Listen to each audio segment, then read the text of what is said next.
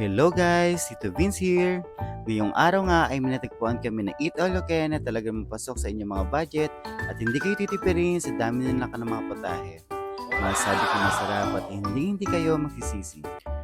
Open nga po sila ng lunch and dinner everyday from 10 a.m. to 10 p.m.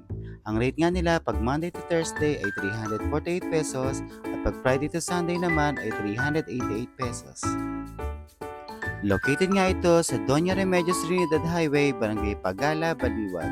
Malapit lang ito sa gasoline station ng Caltex at tapat mismo ng SM Baliwag kaya hindi kayo maliligaw. Tara guys, samahan nyo ko. At pagpasok nyo nga dito ay diretso na kayo dito sa may bar counter nila para magbayad tapos bibigyan kayo ng plate, spoon and fork at baso. Tapos pwede na kayong mag-start kumain at mamili ng mga gusto ninyong kainin. At eto nga guys, ang ilan sa kanilang mga putahe na nakahain. At syempre guys, hindi mawawala ang kanilang rice na love nating mga Pinoy.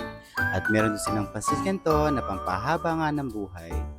At meron din silang pork sisig na talaga namang napakasarap. Meron din sila ditong adobong balot na pampatibay raw ng tuhod. At ito ang aking paborito na lechong kawali na talaga namang napaka-crispy at yummers ang peg. Meron ding fried chicken na paborito ng mga bata. Meron din silang chicken fillet. At meron din sila ditong beef kare-kare with bagoong. At ito naman ang ilan sa kanilang mga gulay. Ampalaya, nilagang sitaw, at puro. Meron ding suso at crablets, fried hito at adobong itik. Syempre meron din silang dinuguan,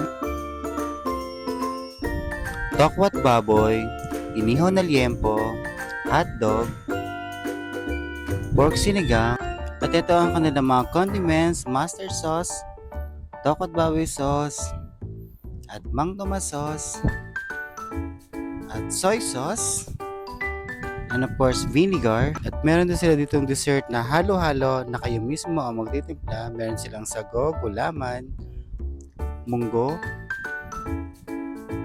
pinipig, at saging. Siyempre meron din tayong ube. Meron din sila ditong prutas na pakwan. At meron din sila ditong gelatin. At sa kanilang drinks naman, meron silang gulaman at red iced tea. So guys, let's eat! Muna ko nga dito tinikman ang kanilang ampalaya na may puro